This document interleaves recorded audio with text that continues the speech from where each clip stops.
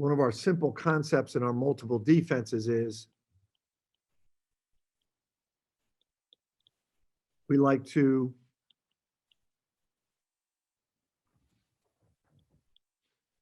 number one, we want to keep the ball out of the middle of the floor. We never want the ball in the middle of the floor. We want to trap just before half court, just over half court, on the sidelines, or down here on the baseline. We never want to trap in the middle of the floor, never. So we want to keep the ball out of the middle of the floor, and we never want to trap in the middle of the floor. And we'll show you this on film, but sometimes to keep our opponents honest, we will trap up in this area. We do that because the top man right here, his job is to keep the ball out of the middle of the floor and force the ball to the sidelines. And he does that by what we call attack small, retreat big. We'll try to show you some video on that. But if what he's doing by attacking small and retreating big, that top man, is he's faking like he's going to come and trap, and he's backing off as if he's taking away a pass. So if he's faking that he's going to trap and he never traps, it really doesn't do any good. So we want him to every once in a while trap up in this area, but more to keep the the offense honest.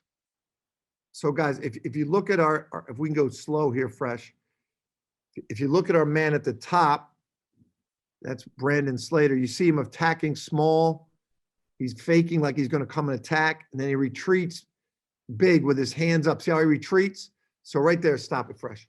So guys, for us right there, if we can fake at that man up top and make him pick up his dribble, then we want to get that where we can all run and step up to match up to our man. That's really the most important thing we want to do. Even more important than a trap. As you see, as Brandon's going back to his man, Cole Swider's stepping up. Justin Moore's faking away from him to get to the next man. So the best case scenario for us would be is if this is Mikal Bridges up top. Okay, watch, he's faking small, retreating big, playing in between those guys. He gets a deflection, and we get a 10-second count. Let's look at one more. This is Saddiq Bey at the top. He's attacking small, retreating, staying in between those guys. And so stop. See how he fakes at him right there, and now he's going back to his man. Justin Moore is stepping up on his man. Hold up right there, Fresh. But the best case scenario for us, right there is good.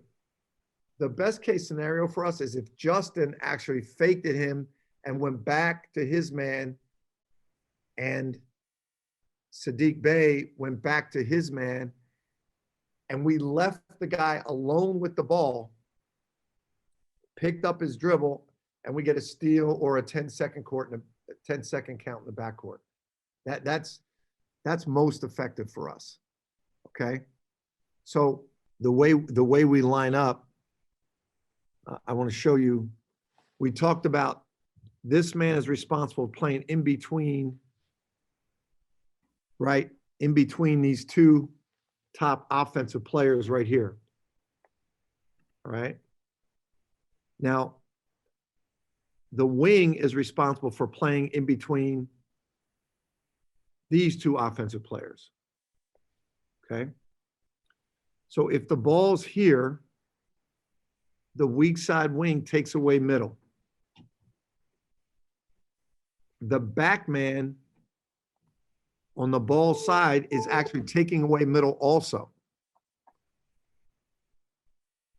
Remember, our number one rule is no middle. We do not want the ball in the middle of the floor. Anytime the ball gets to the middle of the floor, we're out of it. We're out of it. So if this guy threw up here,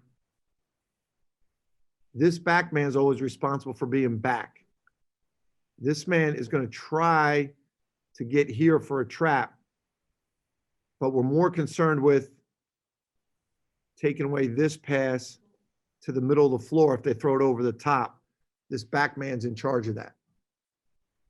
Okay.